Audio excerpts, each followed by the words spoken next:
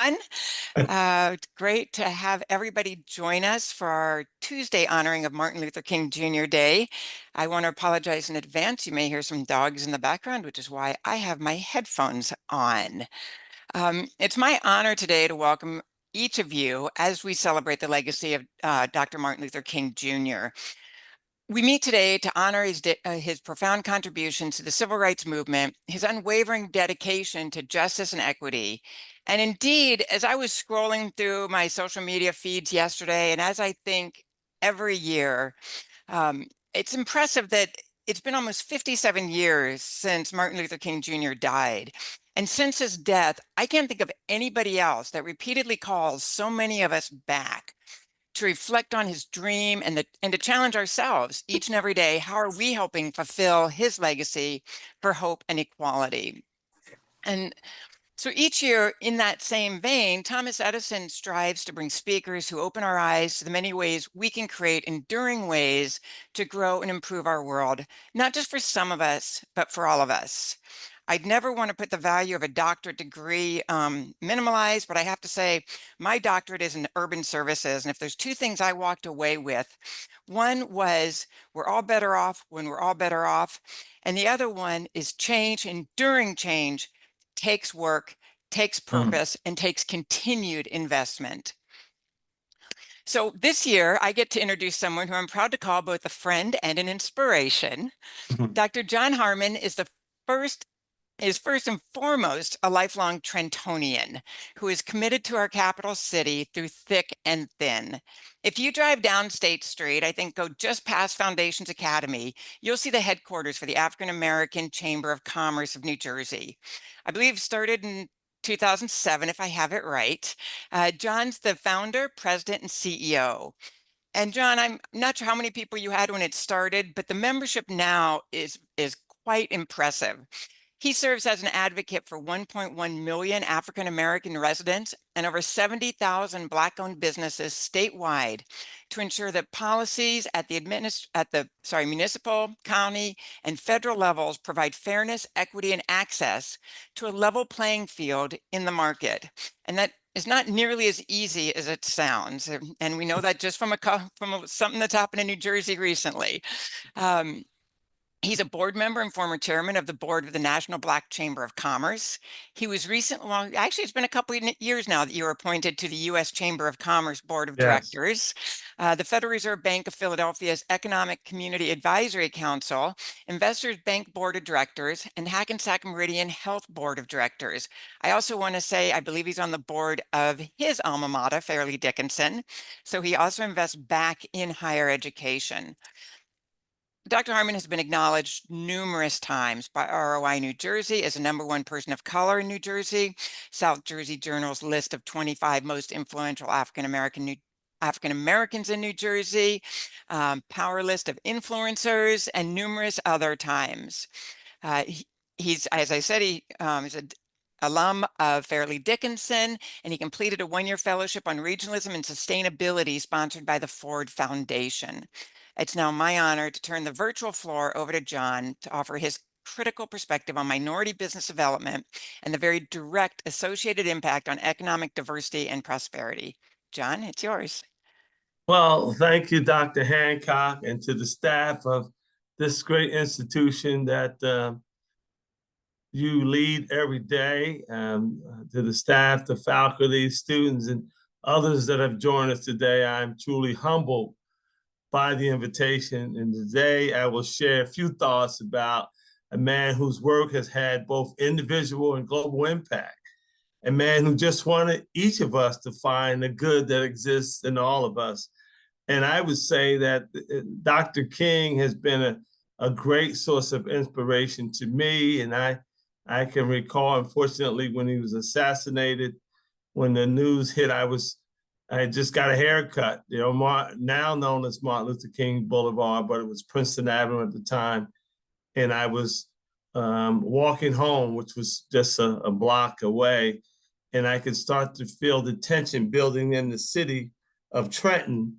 And so I can relate to that. And I'll also add, at the end of the block of Sanford Street, where I lived in Brunswick Avenue, there was a place called the Black Culture Center held, the guy that ran it was Mr. Bethea, and we used to go there on the weekends to learn about Black history. So I'm going to start by just a little foundation on Dr. Martin Luther King Jr., someone who we admire and respect. And when we hear his voice, I know when I hear his voice, it sounds like he's still with us. And as I read his book, one in particular, Why We Can't Wait, the words just jump off the pages as prophetic, inspirational, but also challenging. So he was born January 15th, 1929 in Atlanta. And at the age of 15 years old, he attended Morehouse and graduated with his BS at the age of 19. And by 26, he had his PhD, I believe it was in Boston. And in 1953, he was married to Coretta. 1954, he became pastor of the Dexter Avenue Baptist Church in Montgomery at 25 years old. However, in 1955, his life changed. He participated in a boycott in Montgomery, Alabama, which had implications far beyond that small southern city.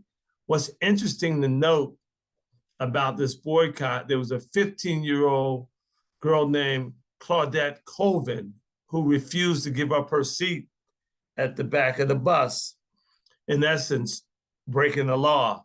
9 months later, on December 1st, a lady named Rosa Parks, she too refused to give up her seat and was subsequently arrested. And as I forestated, Dr. King was relatively new to Montgomery. He came in, as I said, as a pastor.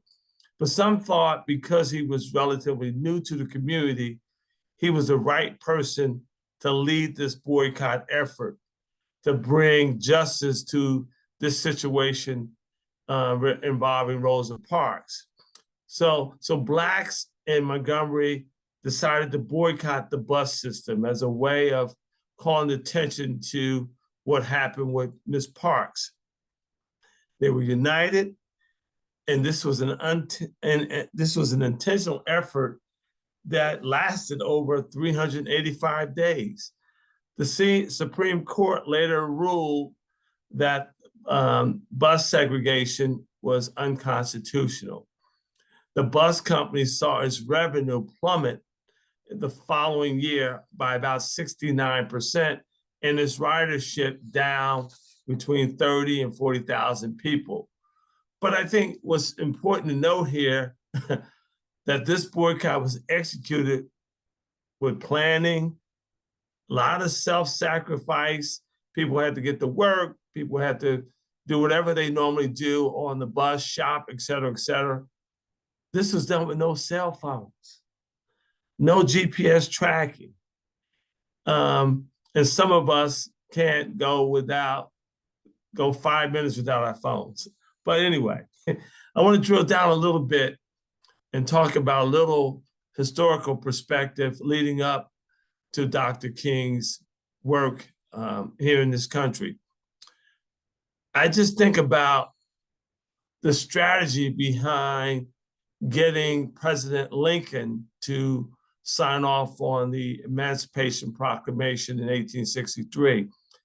There was a meeting that took place between Robert Smalls and Frederick Douglass. These were two sons of slaves. And just imagine with me, these two Black men arriving at the White House, seeking an appointment with the president. And during that meeting, they were able to really accentuate the value proposition of Black people who we know were severely marginalized. They were brought here from Africa as slaves to contribute to the economy of the United States, providing free labor, and thus made the United States one of the leading countries in this world. But they suggested to Lincoln, if you enlist 179,000 slaves, this could bring you victory in the Civil War. Lincoln conceded. They brought in the slaves, and Lincoln was victorious. 2 years following that, everyone thinking that all Blacks had been free from slavery. Gordon Granger came to deliver a message to 200,000 more individuals that were still enslaved in Galveston, Texas. That's known as Juneteenth. Fast forward about 30 some odd months, in 1900, Booker T. Washington established the Negro Business League, which was to introduce Blacks to entrepreneurial activities to provide as a means to provide for themselves and their families, but also to somewhat replicate the American system of capitalism and free enterprise. Black people could then patronize and support each other, given their limited access to the broader economy, even though they were supposedly free. The Negro Business League was, in essence, a chamber of commerce like the African American Chamber of Commerce is today.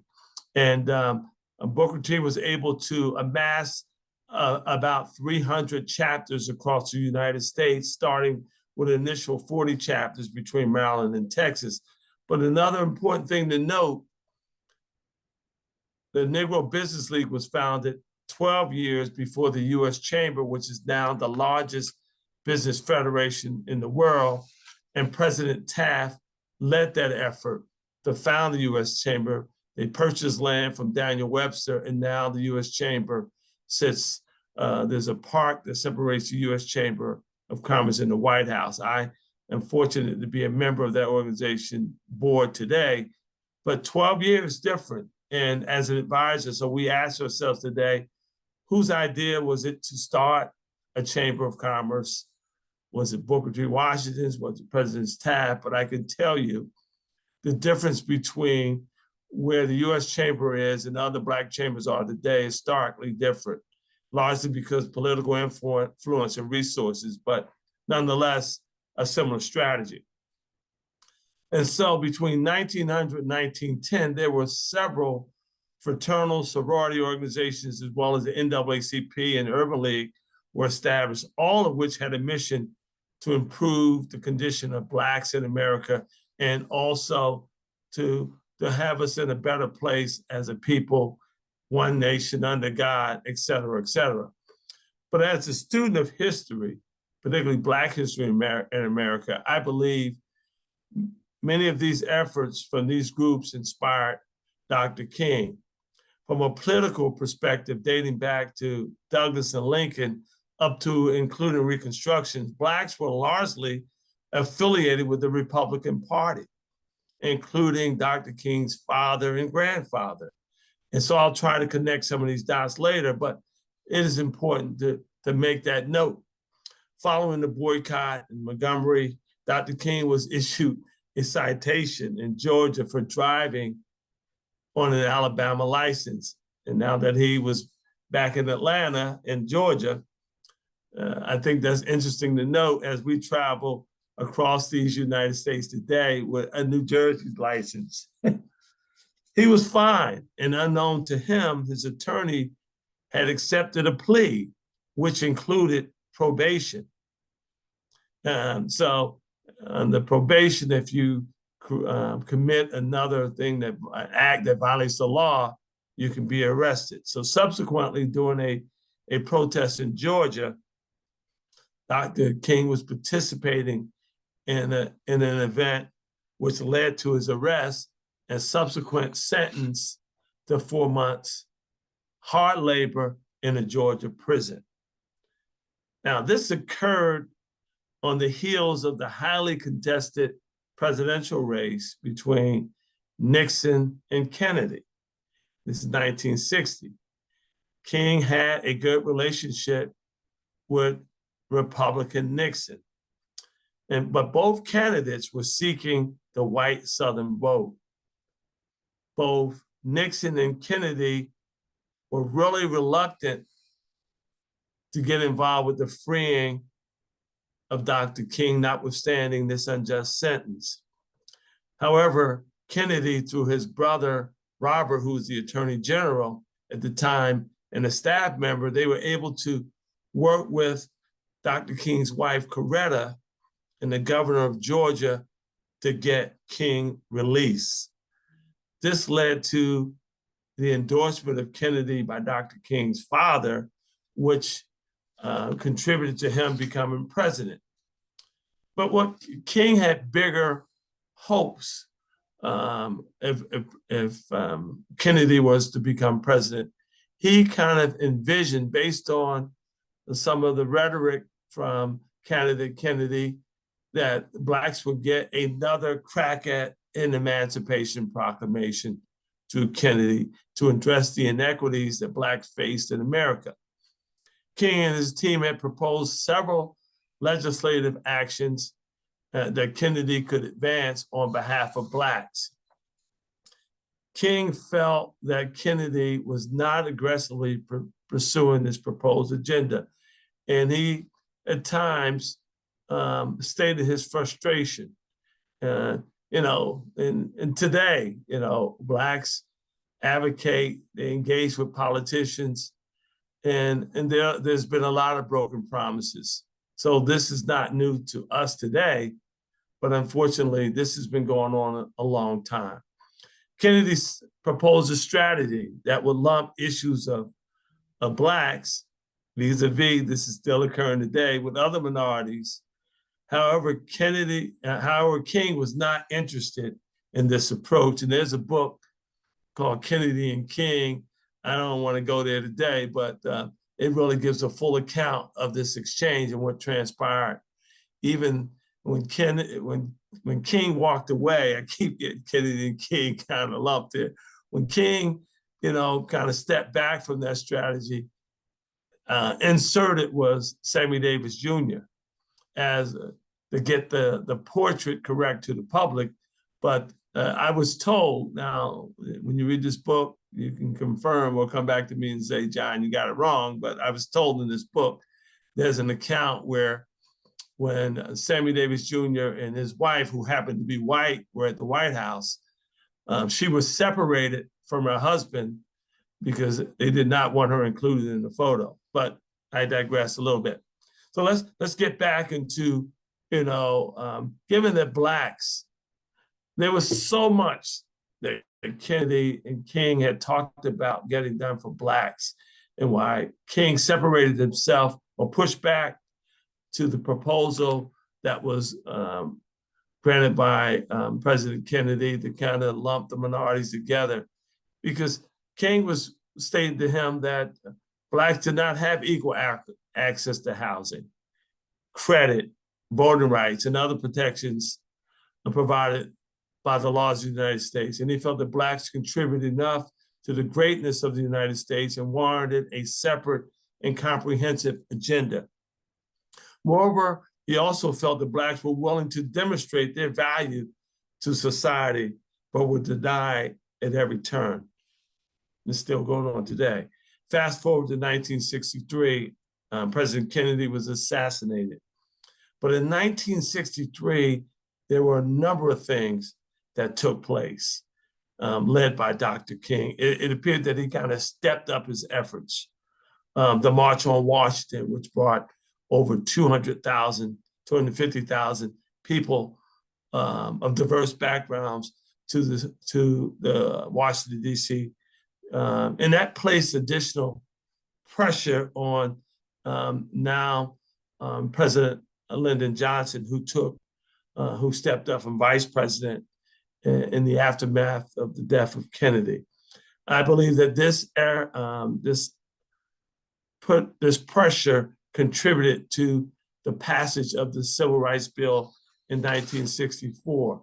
But I want to just take a minute to kind of talk about a few other things that was also putting pressure on the United States. And a lot of this was not only shown in the media, both on television and newspapers, but the efforts to stop the progress of Blacks were relentless. There were lynchings, there were unleashing of attack dogs on people, fire hoses. Innocent people were severely beaten, and they endured these beatings for no reason. The bombing of churches and homes, In April of 1963, Dr. King wrote a letter from the Birmingham jail. And this was a letter to his fellow clergymen, people that he shared the cloth with. And in that letter, Dr. King was stating to them that, hey, I'm incarcerated due to a response to an invitation to carry out the mission of the organization he represented, the Southern Christian Leadership Conference, and they had chapters all over the southern part of this country. And he also referenced Apostle Paul, who moved from one city to another to help people. So he was like carrying out his missionary work. And he declared that, I'm not an outsider. I'm here at an invitation, and they called him an outsider. They said a lot of bad things about him. And he also, he was quoted by saying, an injustice anywhere is injustice everywhere. So it's a threat to an injustice everywhere. He also talked about the inescapable network of mutuality. What affects me has also an indirect effect on other folks. And so we continue to move forward in the 60s. In 1965, you heard about Bloody Sunday in Selma, Alabama, which occurred on March 7th. But on March 5th of 1965, Dr. King was in discussions with the Johnson administration because there was an injunction that took place that said that 3 or more individuals from, there were about 41 civil rights organizations. They could not meet, they could not gather. It was an injunction passed. And so this gathering to go across the Edmund Pettus Bridge in Selma was a violation. And so on March 7th, John Lewis and others attempted to go across the bridge, and they were beating really bad. A lot of people were hurt. Dr. King was not there because he had church duties on that day. And so on March 9th, Dr. King gathered others to go across the bridge, but he stopped at the foot of the bridge, kneeled and prayed. And some people got a little upset with King and felt that they were duped because they were expecting to go across the bridge. King did not do that because he did not want to violate the injunction. And so on March 25th, they subsequently went across the bridge and on their march to Montgomery, from Selma to Montgomery. And so 63, 65, there was a lot going on. Then Dr. King went to Chicago for a housing campaign, he and Ralph Abernathy. He was met with resistance there. He was bricked and stoned, and some of the clergy there pushed back on his efforts. They called him an outsider. He was able to negotiate with Mayor Daley to kind of bring those efforts to close. Dr. King and Abernathy took up housing in a low-income housing project to kind of work and be a part of the community. Reverend Jackson started under the direction of King, Operation Bread Basket, was to bring attention to some of the mistreatment of Black and retail businesses. He and King sought a $50 billion appropriation from the federal government to help underserved populations to get in a better place economically. And so as we kind of come to the last days of King's life in March 29th of 68, he arrived in Memphis to really address some injustice of Black sanitation workers. There were 2 individuals who were paid less on time that they were given to take off because of bad weather, whereas their white co-workers were paid their full salary. And so there was pushback then. Black men walked around with signs saying, "I am a man." And so that evening, Dr. King, the evening, of April 3rd, he decided to stay in his hotel room because he was not feeling well. But subsequently, he decided to come out and deliver his mountain top speech in the rain. And he talked about prophetically that I might not get there with you, but tonight, et cetera, et cetera. And so the next day, Dr. King on April 4th was assassinated, in essence, in a suit. And we see Black men like Medgar Evers, who also, was assassinated in his front yard. I would say professionally attired. Dr. Ralph Abernathy did go on later to execute the Poor People's Campaign, where they erected tents in Washington, D.C. for about 6 weeks to call attention to the plight of the poor in America, continue to perpetuate the mission of Dr. King. So fast forward, I would say fueled by the heroic efforts of our ancestors and Dr. King, I founded the African American Chamber of Commerce of New Jersey in 2007 to call attention to the lack of equitable participation of Blacks. Today, we have 1.2 million Blacks in the state of New Jersey and about almost 90,000 businesses north of 88. We had a state disparity study that measured the availability and utilization of Black businesses and others in the state over a 5-year period from 2015 to 2020. It's interesting to note, of those 88,000 businesses, there were only 13 contracts let to Black people in our state for about $3 million and 2,500 contracts to white men for about $10 billion. Subsequent to that study, which was released last December of 23, and I will tell you, we still haven't gotten a resolution today, over a year. In March of 24, the County of Essex completed their disparity study, but I did not get word of that until maybe October, November, 7 to 8 months later. People have a way of hiding or keeping information under wraps because the environment was not really conducive to distributing it. Because there was a lot of conversation going on about the state's disparity study. Essex County, the second largest county in the state, but one of the highest concentrations of Black and brown people. Essex County, the population of Black and brown is about 68%, rounded up to 70% of the population. And Black and Hispanics combined receive less than 1% of public contracts in Essex County, which were just under $1 billion. So we must ask questions of ourselves and the leaders within the state of New Jersey to determine why the courage does not exist to pursue a pathway for a more equitable and coexistence of the underperforming sectors of our state.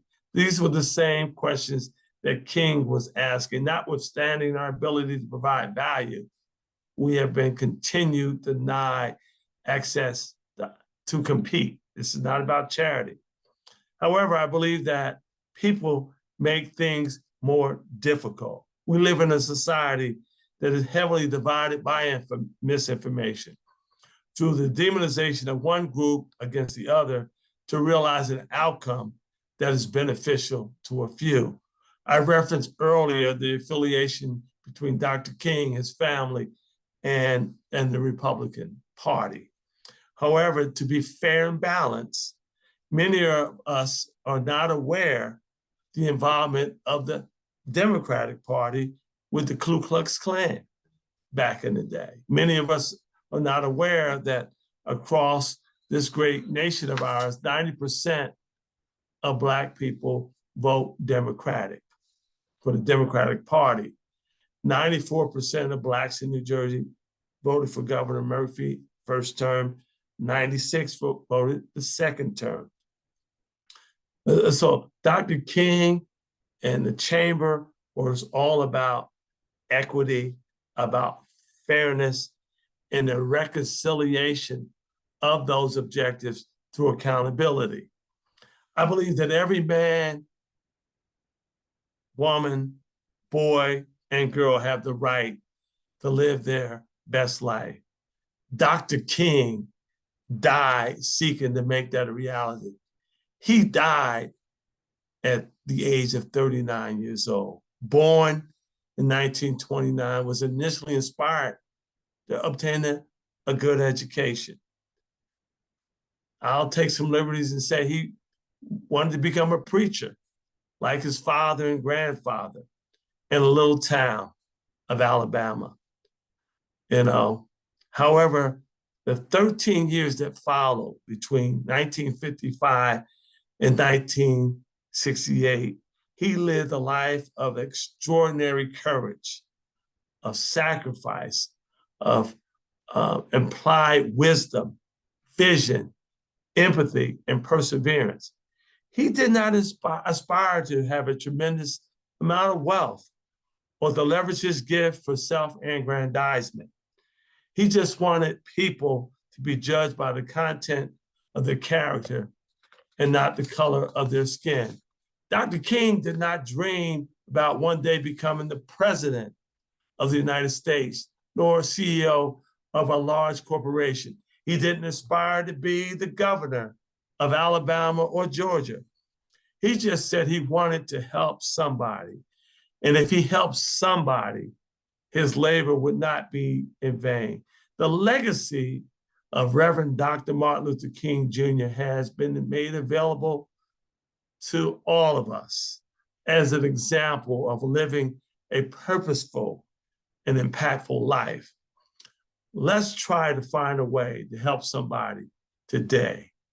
God bless you, and thank you for this opportunity to share a few words about one of the greatest men to walk this earth, who gave his life so that others could have a better life. Thank you.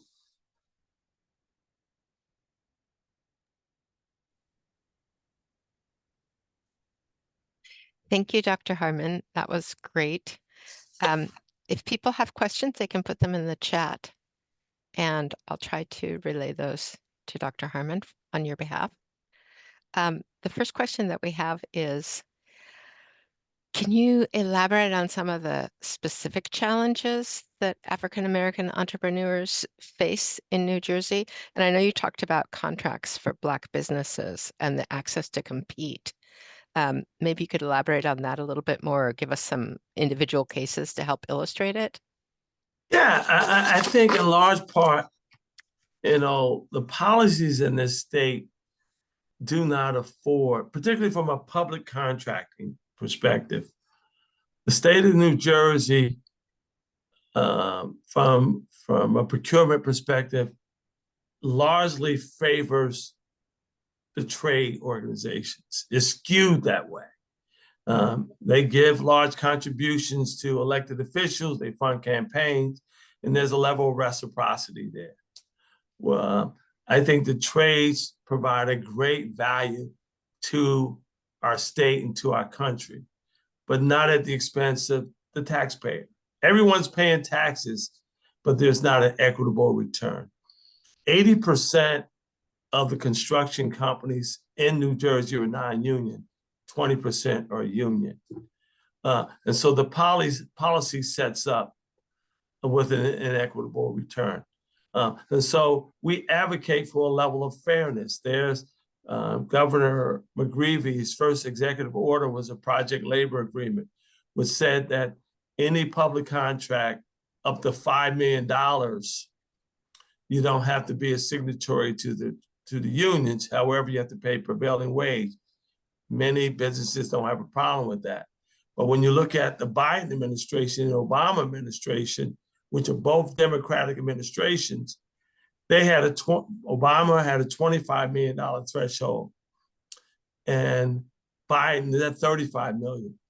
Why is our Democratic governor and our Democratic legislators not in alignment with our Democrats at the federal level. So, Mm. and we gave 94% and 96% of our vote to this administration. So what I'm saying is, like Dr. King, where's the reciprocity? We're supporting you, but you're saying campaign contributions from the trade has more value than our vote. So that's where it starts. If the policy does not drive the engagement, you're not going to get equitable participation.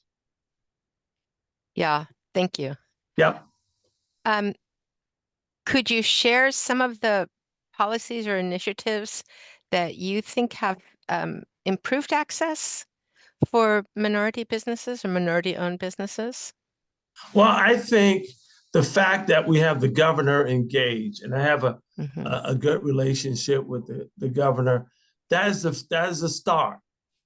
To have him leaning this way, he made some overtures in his State of the State the other day about trying to reconcile this bridge. So I think that's a start.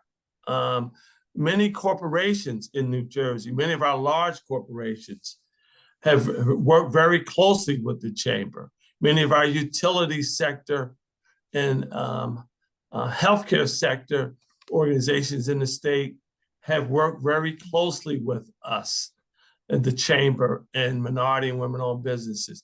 The Economic Development Authority has been a substantial partner in this effort. So, like Dr. King, I can't lead the chamber without being an optimist. And so I come to work every day believing that one day that we will get in a better place, have a more equitable society. But I believe if we do that, all boats rise. Like Dr. King said from his Birmingham jail letter, that we can make us better if we kind of figure out that there is a indirect and direct connection to all of us. Yeah.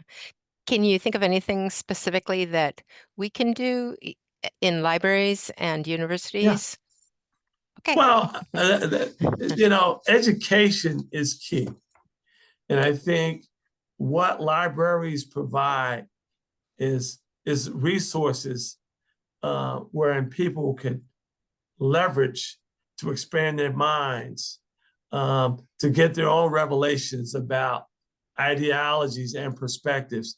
These are tools that go into the foundation of our being that make us better people. So you have a great opportunity to continue to share the resources that you provide, the open, unlocked dreams in people's lives. I think your ability to hold conversations on books that talk about inequality and introduce people to not only Dr. King, but others. I talked about Booker T. Washington, who was very important in terms of my understanding of how to effectively run a chamber of commerce. I came to this position as a volunteer. This was not my vision. There were Bill Granville, a guy out of Trenton, a former mobile executive. It was his vision with a guy named Burrell Brown to create the Metropolitan Trenton Chamber of Commerce in Trenton. I was one of the founding members, and those two gentlemen decided to move on to do other things. And I became president by default. So I had to become a student, go to the library, research, and understand what the Chamber of Commerce was all about. I just wrote a book that's going to be on the street soon called Power Moves. And it gives an accounting of my journey as a chamber executive and some of the blowback that I received, like Dr. King received, from people that look like me. And so Dr. King was stabbed by a lady in Harlem when he was out trying to help Black people, stabbed. And the puncture, they said if he would have coughed, would have erupted his aorta and killed him. When he went to Chicago, there were Black preachers that pushed back against him. He was bricked. And in Memphis, similarly, they said there were Black leaders that pushed back. Now, Were they incentivized by others? Maybe they were, maybe they weren't. But the bottom line is, when you're trying to lead and try to bring about change, the heat can come from some places you least expect. But what it speaks to, and I know this is kind of a long answer, is you got to be committed to and have the conviction for what you believe and what you're trying to do. Being the president of the African American Chamber of Commerce is not for the faint of heart, or taking a position on an issue that's in the minority is not for the faint of heart. But if you want to see change, you got to man up and persevere. Good, thank you. I've received a note that the chat is disabled, so if you have questions, please put them in the question and answer box, not in the chat box. So another question that's come in is, does our organization, and I'm assuming they mean TESU, but I'm not sure, have training programs for businesses to learn the government procurement process? I know, Dr. Harmon, you can't probably answer that about TESU, but I wonder, do you know of a good way for people to learn about the yeah, okay. No, this is good. We have a number of resources here. The folks at the Treasury for the state of New Jersey have been very helpful in letting folks understand the process. The Chief Diversity Officer here for the state of New Jersey, who's a part of the Treasury, has definitely stepped up. So I would encourage you,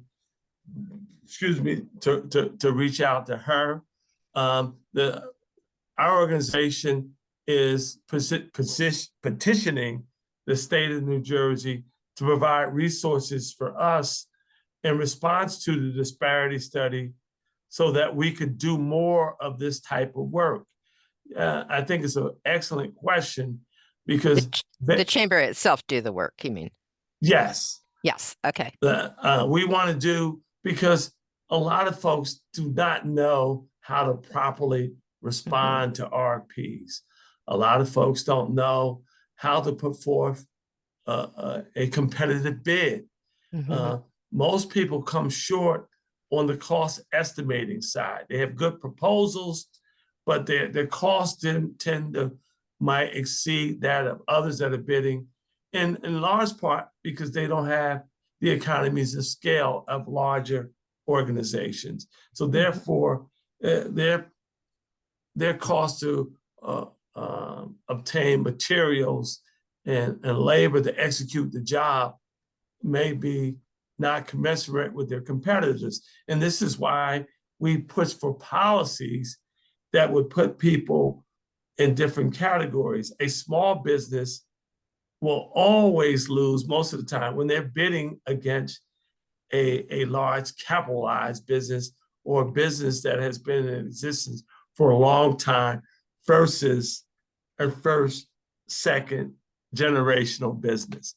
It's just illogical to think that they can effectively compete and get a return. So this is what we're advocating for the state of New Jersey, to correct these disparities. They have to put resources and be real intentional about mitigating these great disparities. And the Port Authority of New York, New Jersey has some great programming around it that would afford a level playing field for small businesses and minority businesses, as an example. Okay, so maybe things that have already been done at the Port Authority could be adapted and used better here. I say this to you, Ms. Walsh, this is not rocket science. There are so many ways to get at a more robust, a more inclusive economy, where more boats rise, where more standards of living is made available to people. If we look really, do a deep dive into the social and economic standing of Black people, the numbers are stark, they're appalling. Blacks have the highest poverty, the highest unemployment. Our net worth is 17,000 versus 322,000 for whites. 4 out of 10 Blacks own homes. And so, we cannot get in a better place unless the public, private sector, and community sectors really have a comprehensive, coalesced strategy to mitigate this underperformance. You can't talk your way out of this.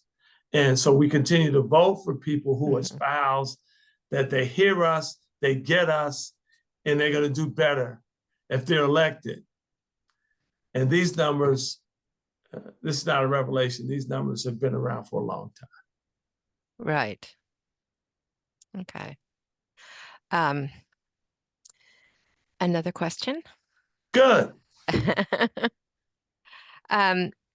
How do you think, or when we talk about diversity, equity, and inclusion, do you think that, how do you think that these can be put to play in promoting the business within the business community or toward the business or community, or how can we try to help promote those and enable business communities to use them in advantageous ways?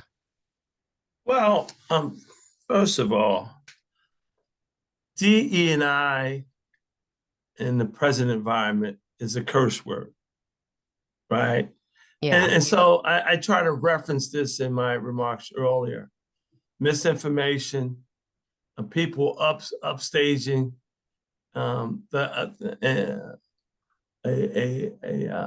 acronym, right?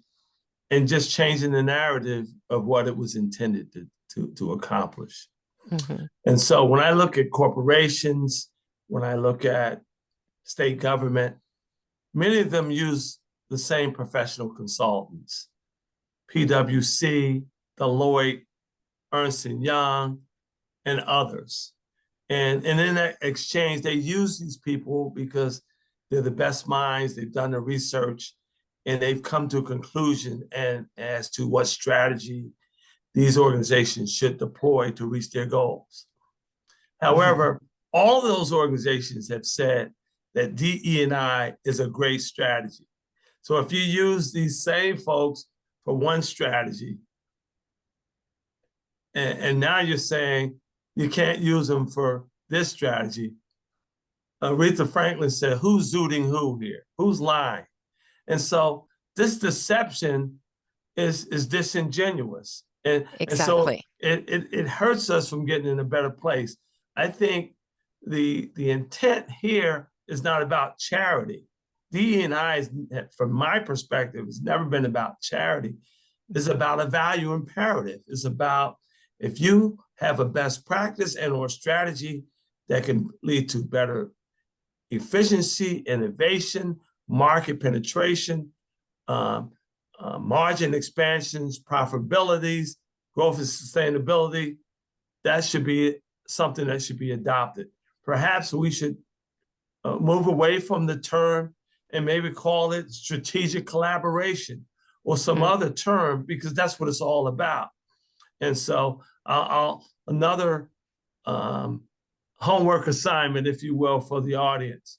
There was a study conducted by Citibank over 2 decades that showed that the United States had double-digit lost GDP in the millions of dollars, gross domestic product, because the reliance on discriminatory practices.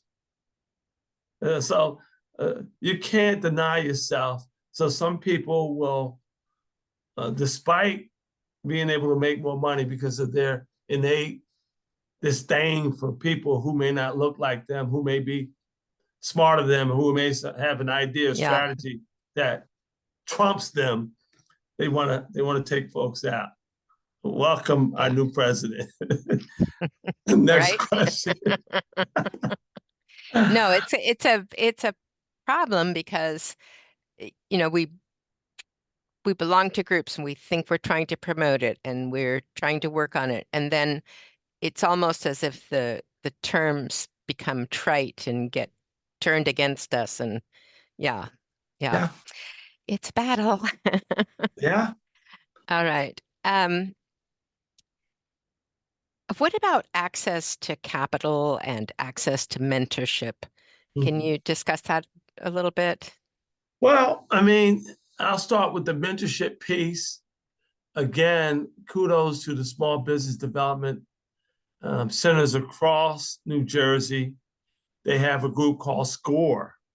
These are Mm, volunteer business executives who make their time available to mentor um, businesses to help them get in a better place. Again, we have requests into the state of New Jersey that have not been responded to, going back to the last budget, where the chamber is looking to expand its ability to do these kind of things.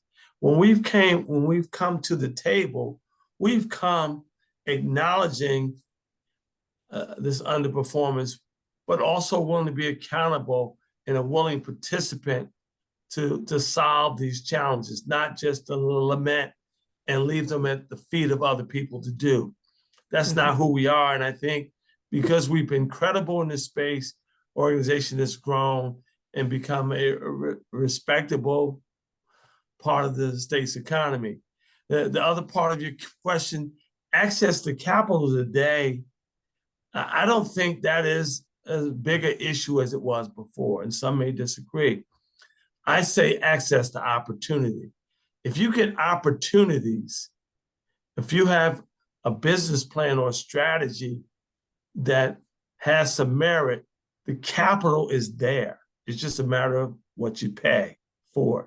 We have mhm, about 30 or 40 financial institutions that are part of the African American Chamber of Commerce of New Jersey. We have access to microloans, working with our partner, the New Jersey Economic Development Authority, the New Jersey Redevelopment Authority.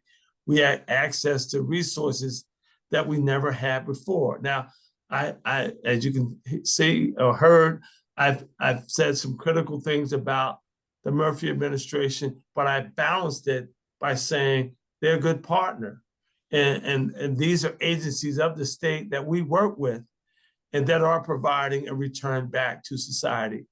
I just think that sometimes people have to connect with the resources, opportunities, and information. They have to get on the axis where the deals are flowing. I'm surprised today with the number of Black businesses and or other businesses that have not subscribed to the African American Chamber of Commerce of New Jersey. Um, this is not a charitable endeavor. This is a partnership based on your commitment to your own success. Yeah, there's an investment you have to make. And sometimes um, we have business owners that are looking for grants. Grants do exist, but not in large measure for profitable enterprises. mhm. Yeah, I'm the grants manager at the library, so I know just a little bit about that. Yeah. Yes. Okay. Given the current climate and, sort of the obstacles that we are faced with suddenly, what do you think would be productive steps Mm. to keep our fight alive and going forward? Well, I mean, they say if you're a leader and no one's following you, you're just somebody out taking a walk, right? And so uh, the African American Chamber of Commerce of New Jersey, we need to hear from you. We need to hear from businesses. We need to hear from individuals. This disparity study is is a reality check on society. It really speaks to what has been said versus what has been done. It is a public document. And it is mind-boggling to me that our Black legislators, in particular, have not Mhm. been more vocal. Some of our other Black organizations around the state, our faith-based organizations, have not been more vocal. And I'm not trying to toot my own horn or pat myself on the back, but this affects everybody. Right. Everyone is paying taxes into the coffers of the state of New Jersey to fund all those contracts that I talked about. And the fact that this is taxation without representation, this is a lack of reciprocity. So we should be, folks here today, we're in an election season for governor. And I'm sure they're getting leaflets in the mail, they're hearing commercials. People now can respond from the comfort of their home by having a mild beverage or something that's a little more stimulating, right? Just ask a question to the mayors, to their city council representatives, to their state assembly representatives, or to their Senate representatives in the state or at the federal level that are representing New Jersey. What actions have you taken in response to the disparity study? This people should be, Dr. King would have been all over the State House if he had this type of information. Today, not so much. So it's striking. So what I'm saying that everybody can be a drum major. Everybody can say something and do something. And until we continue to wait for someone else to act or to act on our behalf, we're going to continue to be marginalized and not get an equitable return, and or not be able to live the qualitative life that God has put forth for all of us to experience, or to live a life with a few options. Those with means have an opportunity to determine how they want to live, where they want to be, what they want to do. Many people that look like me don't have those options because they're subject to others telling them how they live and how they can conduct themselves. Yeah, which means all those potential contributions are lost. Yes. I mean, the sacrifice of Dr. King. Just think about Frederick Douglass and Robert Smalls talking with President Lincoln. Yeah. This is DE&I, right? Yeah. They came to him and said, "You're losing this war, but there are people who are willing to step in and help out." Yeah. In exchange for their freedom. They get freedom, and then they're subject to Jim Crow, discriminatory acts, still not allowed to fully participate in the US economy. Can't vote. You don't have fair access to housing or credit or voting. You got to count beans in a jar. These are things that Dr. King fought for that now we have access to, but when we look at our return and our progress, it's still in par with what was occurring in the 60s. So if we made progress, yes, but at a clip that we should is not commensurate with where we should be. I guess that's what I'm trying to make. Yeah. So right now in New Jersey, what we can do is study that disparity study and then ask questions in the forums where people want to listen to questions and make them take a stand, or try to help them get there anyway. Yeah. Yes. Yeah. Yes. All right. Well, I think we're out of time, but thank you so much. It has been very interesting. And I'm going to send you the title of a book I read about the Ku Klux Klan that I think you might enjoy. It's a pretty new, it was from last year, but as a librarian, I have to recommend a book, of course. So. Absolutely. That's your job. It's called A Fever in the Heartland, but I'll send you all the deets on it, okay? Thank you so much. It's been Thank my you very pleasure to much. hang out with you all today. I'm truly humbled by the invitation. You know, I still live in Trenton, from North Trenton, but I ask you to go out and buy my book, Power Moves, available at Amazon and Barnes & Noble for pre-order. Thank you. Okay, and get it in the libraries, right? Absolutely. Soon come, soon come. Okay, thank you Thank so you, much. John. Thank you, Doc. Good doctor. Bye-bye. Bye-bye.